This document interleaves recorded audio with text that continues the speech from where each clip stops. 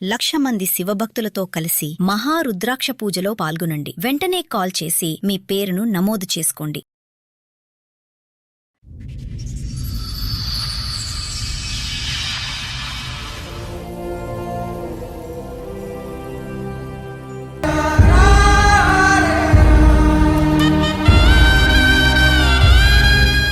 ఎందుకండి అంత బాధ ఏమొచ్చింది?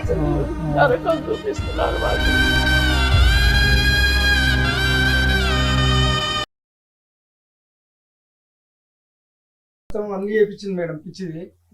ఏం చెప్పాలి? రెండు వైపులా ప్లస్ ఉంది, రెండు వైపులా మైనస్. ఇప్పుడు ఒకటి నుంచి మీ పేరు ఏమన్నారు? నేను ఒకటే అడుగుతాను, మీ అమ్మాయి తెలివి తక్కువదో మంచి అమ్మాయో తెలీదు, వచ్చిన దగ్గర నుంచి బిగ్గరగా లౌడ్ స్పీకర్ లాగా అరుస్తుంది. ఆ అమ్మాయిని చూసి ఇతను ఉరుకుతున్నాడు. సొంత తల్లిదండ్రులను ఏమొచ్చి నా భార్య అత్తమామల అంటున్నాడు. అమ్మ నాన్న అనుకో అనట్లేదు. అందరి సమక్షంలో ఇంటికి రండి వేసేస్తాను అంటున్నాడు. అంతకుముందు ఇలా ఉండేవాడు కాదంట. ఇలా మారిపోవటానికి మీ అమ్మాయే కారణం అంట. వెయిట్, మీ అమ్మాయికి మీరు ఎప్పుడైనా ఈ 4 సంవత్సరాల్లో అమ్మ కాపురం నిలబెట్టుకోవటం, ప్రవర్తించటం, అత్తగారింటికి వెళ్ళినప్పుడు అత్తింటికి వెళ్ళినప్పుడు ఇలా వ్యవహరించడం తప్పు అని ఎప్పుడైనా మీ అమ్మాయికి మీరు బుద్ధి చెప్పారా? చెప్పాను సార్. మీ అమ్మాయి ఎవరి మాట ఉన్నది, కానీ ఆవిడ టార్చర్ ఎక్కువైపోయింది. ఏం టార్చర్ అమ్మా? సినిమాకి వెళ్తే ఫోన్లు 24 గంటలు. ఏమో రోజు సినిమాకి వెళ్తారా? రోజు మాకేం పని పట్టలేదు, ఆయన జాబ్ చేసుకోవడం రోజుకి ఎందుకు ఒక్కడ పీకుతా ఎక్కడ యాక్టింగ్ ఏమి యాక్టింగ్ సార్? మేము చెప్పారు ఏం మాట్లాడతావు? ఎందుకు ఫోన్ చేస్తాం సార్? మేము అంత రేజ్ అయి మాట్లాడుతుంది. ఏం మాట్లాడుతున్నావు? టూ మచ్ మాట్లాడితే పిచ్చ అంటారు సార్. నోరు మొయ్యమని చెప్తున్నామా? అమ్మో, ఎందుకు చేయాలి ఇక్కడ మేము ఎపిసోడ్? నాకు అర్థం కూడా కావట్లేదు. రెస్పెక్ట్ లేనప్పుడు ఏం కూర్చుంటాం? వెళ్ళిపోయి నుంచి మర్యాద లేకుండా మాట్లాడితే అసలు ఊరుకునేది లేదు. ఏంటది? పెద్ద చిన్న మర్యాద లేదా చెప్తున్నా కూడా? మేడం మాకేమో రెస్పెక్ట్ ఇస్తారా మేడం? వాళ్ళనే వింటున్నారా? మాకేమైనా వింటున్నారా మేడం? మాట్లాడుకు అమ్మాడని చెప్తే సార్ చెప్తాను, మాట్లాడు. మనకి అలాగే ఇవ్వరో అలా చెప్తారు. వేరే కాపురం పెట్టి దిగాను, వేరే కాపురం మీ బతుకు మీ సార్. మరి నా కూతుని బలి మనిషివా పశువా? నువ్వు బలి చేసి మనిషివా పశువా? వాళ్ళ బిహేవియర్ ఎలా ఉంది, వాళ్ళ బిహేవియర్ ఎలా ఉంది? నా కొడుకుని మార్చడానికి తల్లి బిడ్డలే కారణం మేడం. ఆగండి అయ్యా, మీరు కూడా అంత పొసెసివ్ గా ఉండకుండా ఉండి చక్కగా చూసుకొని ఉంటే బాగుండేది. పెద్దవాళ్ళ ప్రవర్తిస్తే బాగుంటది. ఆగండి, ఇంకా పసిపిల్లాడా మీ కొడుకు? పసిపిల్లాడిలా చూసుకోవడానికి ఎప్పుడు వాళ్ళ దగ్గరే ఉండాలి, అన్ని చేయాలి, అందుబాటులో ఉంటే దేనికన్నా ఒక హద్దు అదుపు ఉంది. మీ అమ్మాయి పెంచినటువంటి విధానం పద్ధతి కాదు ఇది, అర్థమైందా? వాళ్ళు పెద్ద మనసు తలిచి పెళ్లికి ఒప్పుకున్నారు, వచ్చి అక్కడ కాపురం చేస్తున్నారు, వాళ్ళు ఓవర్ పొసెసివ్ గా ఉన్నారు. వాళ్ళని మార్చుకునేటటువంటి విధి విధానాలు కొన్ని ఉంటాయి. చంపేస్తాము, పొడి చేస్తాము, ఏంటి మాటలన్నీ? ఆ పెద్దవాళ్ళు లెటర్ రాశారు, ఇక్కడ నేను చచ్చిపోతాం లేదంటే మాకు మార్గాన్ని చూపెట్టండి. మీ ముగ్గురు పేర్లు ఉన్నాయి, ముగ్గురు జైలుకి వెళ్తారు. ఆగండి, మీ ముగ్గురు జైలుకి వెళ్తారు. వాళ్ళ పెద్దవాళ్ళు, వాళ్ళకి ఎంత కౌన్సిలింగ్ కావాలో ఇస్తాం. మీ ముగ్గురు మాత్రం జైలుకి పంపించే టార్గెట్. అమ్మ నాన్న కంప్లైంట్ ఇచ్చినా ఇవ్వకపోయినా నీ మీద మాత్రం నేను ఇస్తాను. ఇక్కడ మా కళ్ళ ముందు మీ అమ్మ నాన్న మీద ఇంటికి రా చూసుకుంటా అని బెదిరిస్తున్నావు ఏందయ్యా? అంత మనగడవైపోయావా? వేరే కాపురం పెట్టుకుంటాం మేడం. వాళ్ళకి మేము కౌన్సిలింగ్ ఇచ్చుకుంటాం, ఇదేదో సంపాదించి తీసుకొచ్చినట్టు చెత్తన్. వేరే కాపురం కావాలి మేడం. మేడం, ఇది ఫస్ట్ మాట్లాడేదమ్మా. మీరు బ్రతకటానికి 100 కారణాలు ఉన్నాయి. ఈరోజు ఈ విధంగా మాట్లాడినటువంటి మీ కడుకు మీ కళ్ళెదురుగుంటూ ఉన్నా తప్పుగా అనుకోకండి, చనిపోయినా ఒకటే. ఎందుకు? ఏం ఉద్ధరిస్తాడు? ఈరోజు మేము గడ్డి పెట్టో, బతుమాలో, వామాలో, బుద్ధి చెప్పో, మీరు నేర్పించినటువంటి కొన్ని బుద్ధులు, ఒక మానవతా ధర్మంతో బ్రతకటం ఎలాగనేది మేము 4 మాటలు చెప్పినా కూడా ఈ బండి ఎక్కువ కాలం పట్టాల మీద ఉండదమ్మా. ఎందుకు ఉండదంటే కనుక అటువైపు నుంచి వచ్చే నెగిటివ్ ఫోర్స్ అలాంటిది. ఒక్కరు కాదు, 2 ఆడోళ్ళు అక్కడ. ఈరోజు మీకు అమ్మా నాన్న అనేటటువంటి మాట అంటానికే నీ కొడుకు ఈరోజు సిగ్గుపడుతున్నాడు అంటే ఏ స్థాయిలో ఈ 4 సంవత్సరాల్లో అతను బ్రెయిన్ వాష్ జరగబడింది అనేది చూద్దాం. పెద్ద గీత ముందు చిన్న గీత, నేను ఎప్పుడు ఇదే అంటా ఉంటాను. ఎందుకు ఈ మాట అంటా ఉంటానంటే కనుక అతిగా ప్రేమించి అతిగా గారాబం చేసుకుని ఎప్పుడు కూడా కొడుకును కానీ కూతురు కానీ చంకనెత్తుకుని జీవితాంతం మన కళ్ళు ఎదుర్కొంటూ ఉండాలి అని అనుకోవటం కూడా తప్పేనమ్మా. ఇలాంటి తల్లిదండ్రులు ఆ విధంగా ఆశించడం కూడా తప్పే. వాళ్ళు ఒక స్థాయికి వచ్చిన తర్వాత రెక్కలు వచ్చినటువంటి పక్షుల్ని మీరు పట్టుకుని గూట్లో పెట్టలేరు, అవి ఎగురుతూ ఉంటాయి. మీరేమనుకున్నారు? ఎక్కడికక్కడ సై అంటే సై అనుకుంటే కనుక కొడుకు మంచోడైపోయి మీ పాదాల దగ్గర ఉంటాడేమో, కష్టం వచ్చినా కన్నీటి తుడవటానికి ఒక కొడుకు వచ్చి ముందు నిలబడతాడేమో, అనారోగ్య సమస్యలు వస్తే చూసుకుంటాడేమో అని చెప్పి మీ తల్లిదండ్రులు అందరూ కూడా బరువు బాధ్యతలు అన్ని పక్కన పెట్టేసి వాడు ఏదంటే అది చదువుకుంటే చదువుకున్నాడు, చదువుకోకపోతే చదువు అటకెక్కిస్తే ఆ విధంగా ఉంటాడు. బండి కొనిమ్మంటే బండి కొనిచ్చారు, బండి మీద అమ్మాయిని తీసుకొస్తే కనుక అమ్మాయిని తీసుకొచ్చి పెళ్లి చేశారు. ఎదురు కట్నం ఇంకో కట్నం 20 లక్షలు కాదు 50 లక్షలన్నా తిరిగిస్తాం. ఎక్కడైనా కూడా దేనికైనా కూడా ఒక హద్దు అదుపు అనేది ఉంది. ఈ విధంగా మెట్లు ఎక్కుతున్నాడు నా కొడుకు, రేపొద్దున ఏం చేస్తాడో, మన పరిస్థితి ఏంటో, ఆస్తి కావాలని అడుగుతాడేమో, ఆస్తి ఇవ్వకపోతే చంపి పొగులు పెడతాడేమో, ఈ భయం ఉండాలమ్మా, ఒక ఆలోచన ఉండాలి. ఏది కావాలంటే అది ఇచ్చేస్తే కనుక ఈ విధంగానే ఉంటుంది. నెంబర్ 1. నెంబర్ 2, ఎంతకాలం ఓకే ప్రేమించినటువంటి పెళ్లిని మీరు ఆశీర్వదించి పెళ్లి చేశారు, అంతవరకు అర్థమైంది. ఎంతవరకు మీ గుప్పిట్లో పెట్టుకుంటారు? ఎంతవరకు ఆ యోగక్షేమాలు అనేటువంటిది కళ్ళెదురుగుంటా జీవితాంతం కనిపించాలని మీరు కోరుకుంటారు? బయటకు వెళ్తేనే భయం, ఇంట్లోకి వస్తే భయం, బయట సినిమాకి వెళ్తే కనుక తిరిగి ఎలా వస్తారనేటువంటి భయంతో ఒక 100 సార్లు ఫోన్ చేస్తారంట. ఇంటికి వచ్చిన తర్వాత వాళ్ళిద్దరు కొట్టుకోకుండా, వాళ్ళిద్దరు ఎక్కడ కొట్టుకునే బ్యాచ్లే అనిపిస్తున్నారు, వాళ్ళిద్దరు ముద్దు పెట్టుకోవటం తప్ప, వాళ్ళు ఒకరినొకరు ఒక 10 నిమిషాలు కూడా వదలలేనటువంటి ఆ బ్యాచ్ వాళ్ళు ఒక రూమ్లోకి వెళ్ళి తలుపేసుకుంటే వచ్చేటటువంటి శబ్దాలు జుట్టు పట్టుకుని కొట్టుకుంటున్నారేమని మీరు భయపడుతున్నారు. ఏమన్నా అర్థం ఉందమ్మా? రేపొద్దున పిల్లలు కన్నా తర్వాత కూడా మొత్తం 5గురు ఒకే హాల్లో ఉంటారా? ఆ అమ్మాయి అంత విపరీత బుద్ధితో మాట్లాడుతుందంటే, ఒకటి ఆ అమ్మాయి పెంపకం లోపం, రెండోది ఆ అమ్మాయి ఆలోచనలో లోపం, మూడోది ఆ అమ్మాయి వ్యక్తిత్వం లోపం. మొత్తం మీద చూసుకుంటే కనుక ఆ అమ్మాయి అసలు ఒక కూతురుగా కానీ, ఒక కోడలుగా కానీ, ఒక భార్యగా కానీ, ఒక స్త్రీ కానీ ఎటువంటి అర్హత లేనటువంటి ఒక అమ్మాయిని నీ కొడుకు సెలెక్ట్ చేసుకున్నాడు. ఏమైంది? పెళ్ళి అయింది. ఇప్పుడు ఏం చేయగలరు మీరు? 24 గంటల పాటు అక్కడ కాపు కాసుకుంటూ వాళ్ళు కొట్టుకోకుండా తిట్టుకోకుండా ఇంకో విధంగా చూస్తే కనుక ఆ అమ్మాయి బ్రహ్మరాక్షసులా తయారైంది. ఈరోజు కొడుకుని ప్రేరేపిస్తుంది, చంపేసే, డబ్బులు ఇస్తే ఇచ్చారు, లేదంటే చంపేసే అంటున్నారు. ఆ కొడుకు నోటి వెంట ఆ మాట వినలేక ఈరోజు వాడి చంపేది ఏంటి, మీరే మా జీవితానికి ఒక అంతం పలకండి అని చెప్పి మీరు మాకు లెటర్లు ఇవ్వటం ఏంటి? బ్రతకటానికి 1,00,000 కారణాలు ఉన్నారు. మీరు ఏదైతే న్యాయ ధర్మం చేయాలనుకున్నారో ఆ న్యాయ ధర్మాలు అన్నీ చేశారు. మీ కొడుకుని ఒక స్థాయి వరకు తీసుకొచ్చారు. ఇక్కడ వరకు మీ బరువు తీరినట్టే. ఆ ఎదిగిన చెట్టు ఆ గాలికి ఉంటుందా, ఇంకో చోటకి ఎగిరిపోతుందా అనేటటువంటిది మీ చేతుల్లో లేనటువంటి అంశం. ఏం చేసి కుటుంబాన్ని మార్చమంటారు మీరు? ఇప్పుడు ఆ అమ్మాయి మాట వినద్దంటే అతను వెండు. ఎందుకంటే నీ కొడుకు ఒక వ్యక్తిత్వం లేదు. చదువైతే నేర్పించారు కానీ వ్యక్తిత్వం, బుద్ధి నేర్పించలేదు. అతనికంటూ ఒక వ్యక్తిత్వం లేదు, ఒక ఆలోచన లేదు.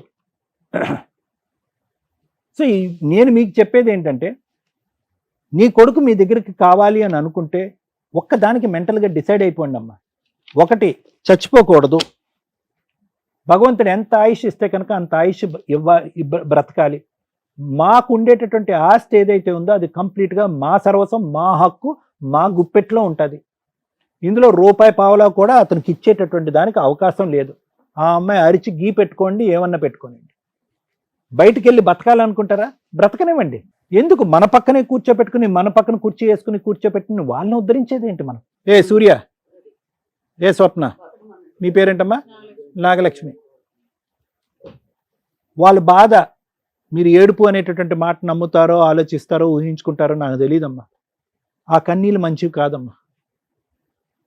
ఇక్కడ ఎవరైనా కూడా ఒక చాతకాన్ని దద్దమ్మ ఉన్నాడు అంటే కనుక కొడుకే. మళ్ళీ అది తిరిగి ఎక్కడ పోతుందంటే పెంచినటువంటి విధానానికి పోతుంది. ఏం పెంచారు వాళ్ళు? వాడికి బుద్ధి నేర్పించారా, మర్యాద నేర్పించారా, పెద్దలంటే గౌరవం నేర్పించారా? ఇక్కడ ఈ వేదిక మీదకి వచ్చి ఇక్కడి వరకు తీసుకొచ్చి పరువు తీస్తారా? మిమ్మల్ని చంపి పోగులు పెట్టకపోతే నా పేరు సూర్య కాదని చెప్పి ఇక్కడ ఛాలెంజ్ చేస్తున్నాడు. ఎంత దమ్ము ధైర్యం! ఆ మాట తప్పు. ఆ మాట నేర్పించింది ఎవరు? నీ కూతురు. ఏమన్నా ఇంగితం, ఒక ఆలోచన, ఒక భక్తి, భయం ఏమన్నా ఉందమ్మా? నోటికి ఎంత వస్తే అంత మాట్లాడటమేనా?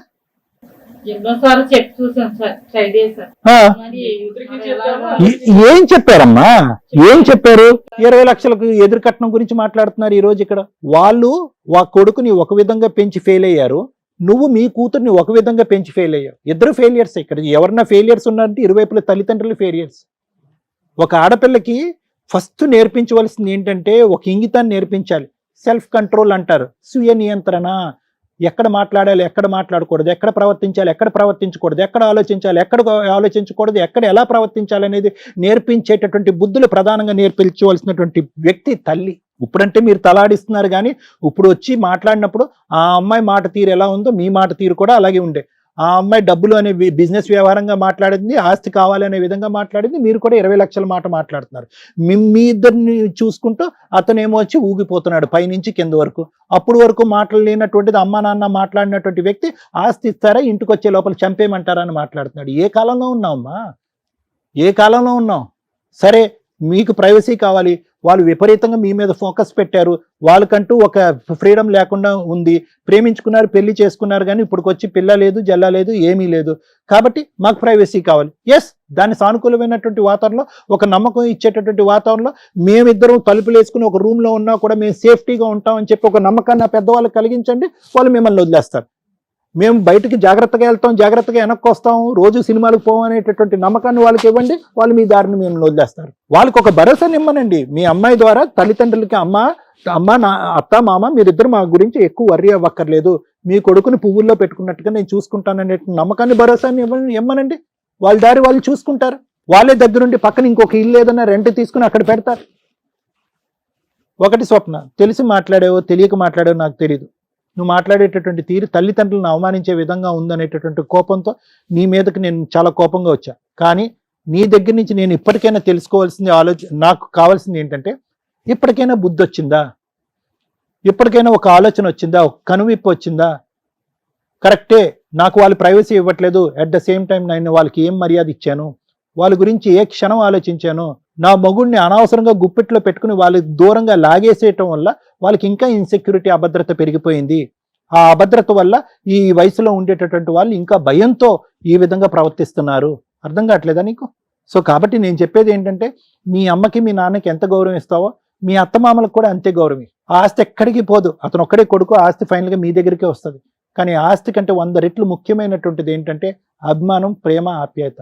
ఎన్ని కోట్లు ఎన్ని లక్షలు ఇచ్చినా కూడా దొరకనటువంటి అంశాలు నువ్వు నేర్పిస్తే నేర్చుకునేటటువంటి మగాడిని పక్కన కూర్చున్నాడు కాబట్టి నేను నీ ద్వారా వస్తున్నాను, అతనికి చెప్పట్లే.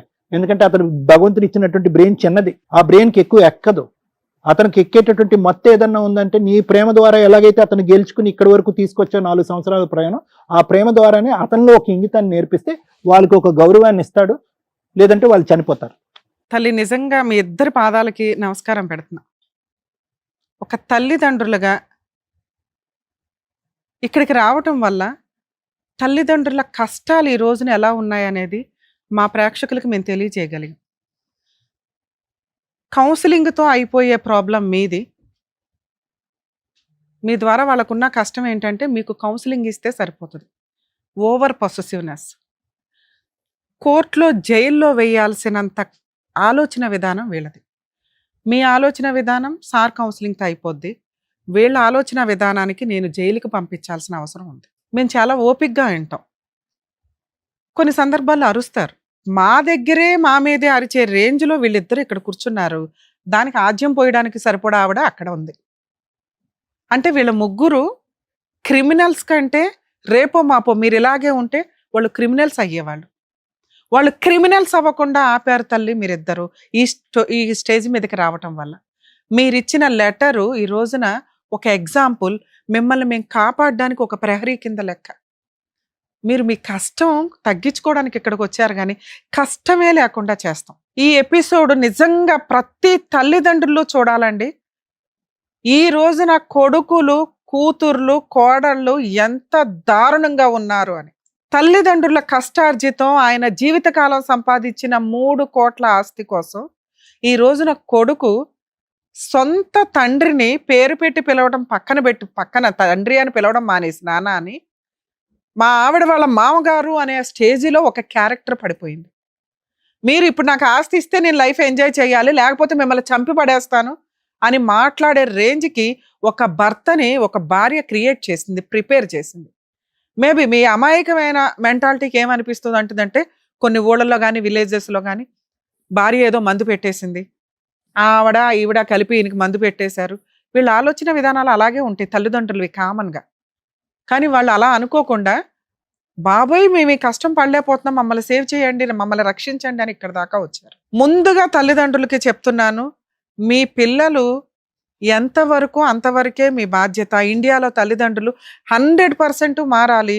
ఈ రోజున ఏ కొడుకు ఏ కోడలు మీతో కలిసి ఉండడానికి రెడీగా లేరు. వాళ్ళ లైఫ్ వాళ్ళకుంది, వాళ్ళ సపరేట్ ఫ్యామిలీ వాళ్ళకుంది. అలాగే మీ ఆస్తుల్ని అడిగే హక్కు కూడా ఇలాంటి వాళ్ళకి లేనే లేదు. ఏ కొడుకులకి లేదు. సెల్ఫ్ ఎక్వైర్డ్ ప్రాపర్టీని అడిగే రైట్స్ ఏ కొడుక్కి, ఏ కోడలికి, ఏ కూతురికి, ఏ అల్లుడికి లేవు. ఇది ఫిక్స్. మీకు తెలియక మీరు భయపడుతున్నారు తప్ప మీ ఆస్తి మీరు గుడులకి రాసుకుంటారో, గోపురాలకి రాసుకుంటారో, ఏమన్నా చేసే రైట్స్ ఉన్నాయి. మిమ్మల్ని ఎవరు ప్రేమగా చూసుకుంటారో, మీ తదనంతరం మీ ఖర్చులు పోను, మీ హాస్పిటల్ పోను, ఏవైతే మిగులుతాయో అవి రేపు రోజున ఎవరికి చెందాలని ఒక వీలునామా రాసుకోండి. ఇక్కడ ఒక్కడే కొడుకు కాబట్టి మీరు ఆటోమేటిక్గా ఈయనకు వస్తుంది అనుకుంటున్నారు. కానీ ఇలాంటి కొడుకు ఇవ్వాలా? నేను అడుగుతున్నాను.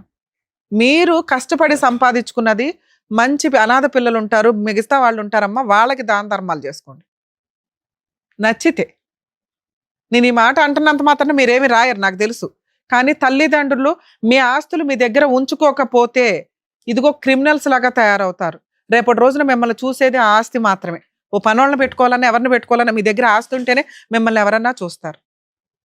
అర్థమవుతుందా? వీళ్ళే ఉండాలి, ఇలాగే ఉండాలి, మాతోనే ఉండాలి, ఈ కూరే వండాలి, ఇది కాదు లైఫ్ స్టైల్. వాళ్ళ లైఫ్ వాళ్ళకు ఉందని ఎలా అంటున్నానో, మీ జీవితాల్లో బలవంతంగా ప్రేమించమని అడిగే రైట్స్ ఎవరికీ లేవు. మీ ఆస్తి మీ ఇష్టం, వాళ్ళ లైఫ్ వాళ్ళ ఇష్టం. అర్థమవుతుందా? ఆస్తిని అడిగే హక్కు వాళ్ళకి ఎలా లేదో, వాళ్ళు మా దగ్గరే ఉండాలి, ఇలాగే తినాలి, ఇలాగే బతకాలనే రైట్స్ మీకు లేవు. దేవుడు వాళ్ళకో లైఫ్ ఇచ్చాడు, మీకో లైఫ్ ఇచ్చాడు. మీ బాధ్యత ఏంటి? ఇష్టమైన పిల్లాడికి ఇష్టమైన భార్యని ఎలా అలా ఏరుకోరు తెచ్చారు. అర్థమవుతుందా? ఇక్కడ మాకు అందరికంటే తల్లిదండ్రులుగా మీరే మాకు ఇంపార్టెంట్. సార్ ఇంతసేపు మాట్లాడింది మిమ్మల్ని సేవ్ చేయటం కోసం. మీ ఆలోచన విధానం మార్చుకోండి. పిల్లాడు వద్దు మారేదాకా, ఎలా మారాడు, ఎప్పుడు మారాడు అనేది మీకు తెలుస్తుంది. ఆ సూసైడ్ లెటర్ మా దగ్గరే ఉంటుంది. మీకు ఎప్పుడు ఏ అన్యాయం జరిగిందని మాకు తెలిసిన, వీళ్ళు మీ ఇంటి సరౌండింగ్కి వచ్చారని తెలిసిన, మీరేమని వచ్చారు ఇక్కడికి? మా పిల్లాడు మా దగ్గర ఉంచండి, కోడల్ని పిల్లాడిని అని. నో, వీళ్ళ ఆలోచన విధానానికి మాకు ధైర్యం లేదు మీ దగ్గర ఉంచటం. మీ ప్రాణాలు ఏ రాత్రికన్నా ఏమన్నా అవుతాయి. అర్థమవుతుందా? ఇక్కడికి తీసుకొచ్చారో, అక్కడికి తీసుకొచ్చారో, పోలీస్ స్టేషన్ కంప్లైంట్ ఇచ్చారో అని కాదు, వాళ్ళు క్రిమినల్స్గా మారబోతున్నారు. రెక్కలు వస్తున్నాయి వాళ్ళకి. బ్రెయిన్లో ఆలోచన విధానం వచ్చింది. ఆ గొంగళ పురుగు కాస్త సీతాకోక చిలకగా మారటానికి, అది పాజిటివ్గా నేను చెప్పడం, కానీ ఇక్కడైతే క్రిమినల్స్గా మారటానికి వీళ్ళకి రెక్కలు వస్తున్నాయి. ఇది కరెక్ట్ కాదు. వద్దు, వాళ్ళు మనుషులుగా బతకనిద్దాం. వాళ్ళు క్రైమ్ పర్సంటేజ్ ఆలోచన విధానాలు ఎక్కువగా ఉన్నాయి కాబట్టి లీగల్గా ఎలా బుద్ధి చెప్పాలో నేను మాట్లాడతాను. మీరు కొంతకాలం కాదు తల్లి, ఈరోజు మా వాళ్ళ టీంని ఎవరినైనా ఇచ్చి పంపిస్తాం, వాళ్ళ సామాను వాళ్ళు తీసుకొని బయటకు వెళ్తారో వెళ్ళరో తర్వాత సంగతి. వాళ్ళు ఎళ్ళను అన్న సామాను బయట పడేయండి. అది మీరు చేయాల్సిన పని.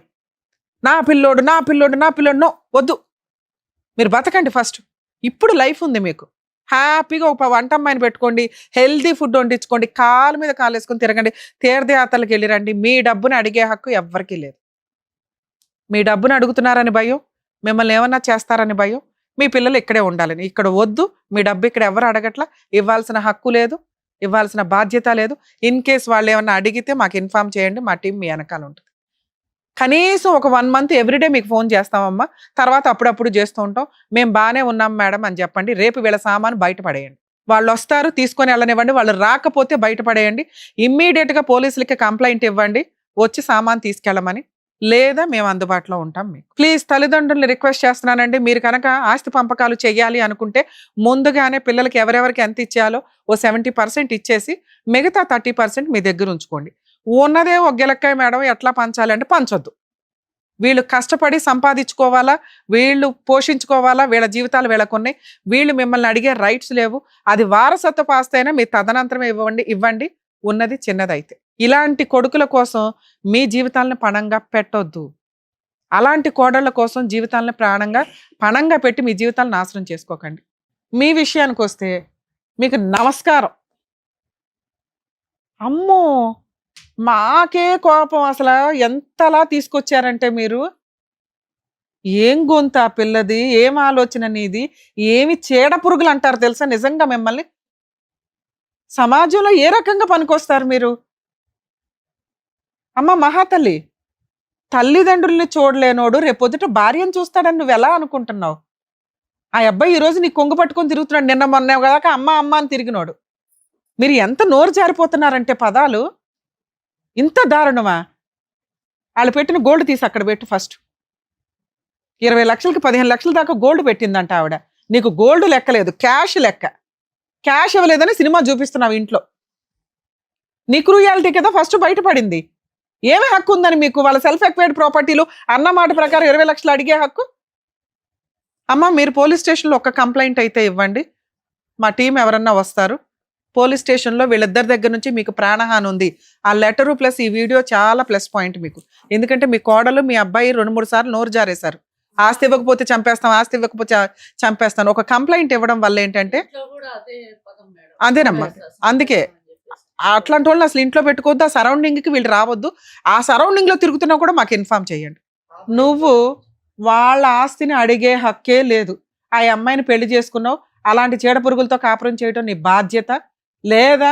నువ్వు ఏ రోజైతే ఆ అమ్మాయిని వదిలేస్తానని నీ నోటెమట డైలాగ్ వస్తుందో వాళ్ళిద్దరు ఒరిజినల్ విశ్వరూపాలు అప్పుడు చూద్దు. కానీ మీ ముగ్గురు మీద అయితే ఒక కంప్లైంట్ రేస్ చేసి ఉంచుతాం పోలీస్ స్టేషన్లో. ఏ రోజన్నా రేపు వెళ్ళి సామాన్ తీసుకొని సపరేట్ ఫ్యామిలీ కావాలని అడిగారుగా, మీ కోరిక కూడా తీరుస్తున్నాం. ఆ మహాతల్లి అడిగింది కదా సపరేట్ ఫ్యామిలీ, మాకో లైఫ్. మీ అమ్మ దగ్గర నుంచి వాళ్ళు బతికున్నా సచ్చినా మీకు ఫోన్ కూడా రాదు. ఆ తర్వాత చూద్దురు ఆ నరకం ఎట్లా ఉంటుందా అని. మనుషులు ఉన్నప్పుడు మీకు మనుషుల వాల్యూ తెలియదు, అందులోనూ తల్లిదండ్రుల వాల్యూ తెలియని ఎవ్వడు బాగుపడినోడు లేడు. అలా నువ్వు చంపుతావా? నువ్వు ఏ రోజైతే ఆ డైలాగ్ అన్నావో ఆ క్షణాన్ని వాళ్ళు చనిపోయారు కదా నాన్న. మనుషుల పశువులా మీరు? కష్టపడి సంపాదించి నీ ప్రియమైన ప్రేయసి అయిన భార్యకి ఆ 3 కోట్ల ఆస్తి సంపాదించి పెట్టి ఆ రోజు మాతో మాట్లాడు. మీరు ఆ సరౌండింగ్స్ లోకి వెళ్ళారని నాకు తెలిసినా కూడా మేము మా విశ్వరూపం చూద్దరు. కానీ మీరు సుమన్ టీవీ మొత్తం కదులుతాం అక్కడికి. మా యాంకర్స్ దగ్గర నుంచి సుమన్ గారి దగ్గర నుంచి మేమంతా ఆ తల్లిదండ్రుల వెనకాల మేమంతా ఉన్నాం, గుర్తుపెట్టుకోండి. చచ్చిపోండి ఎక్కడి నుంచి అసలు బయలుదేరండి. చేడ పురుగులతో మాట్లాడు, బ్లాక్మెయిల్ చేస్తున్నాడు ఇంకా పైగా. వీళ్ళ దగ్గర నుంచి రిస్క్ ఉందేమో మేడం. ఉంది సార్, అందుకని మనం పోలీస్ కంప్లైంట్ ఇద్దాం. నెక్స్ట్ సుమన్ గారితో కూడా మాట్లాడదాం సార్. వీళ్ళది కొంచెం స్పెషల్ కేసు కింద ట్రీట్ చేయమని చెప్పి మన వంతు ప్రయత్నం మనం చేద్దాం. Okay thank you madam. జాగ్రత్త అండి, చెప్పించండి. Thank you sir. మీరు జాగ్రత్త అదే అదే సార్. మేడం మేము రేపు వస్తాం మీ ఇంటికి, ప్లీజ్ మీరు జాగ్రత్త. జాగ్రత్త. మిమ్మల్ని నమ్ముకొని వచ్చిన పెద్దవాళ్ళకి మీరు న్యాయం చేసినందుకు thank you so much sir. Thank you so much madam. మరో కథతో మళ్ళీ కలుద్దాం.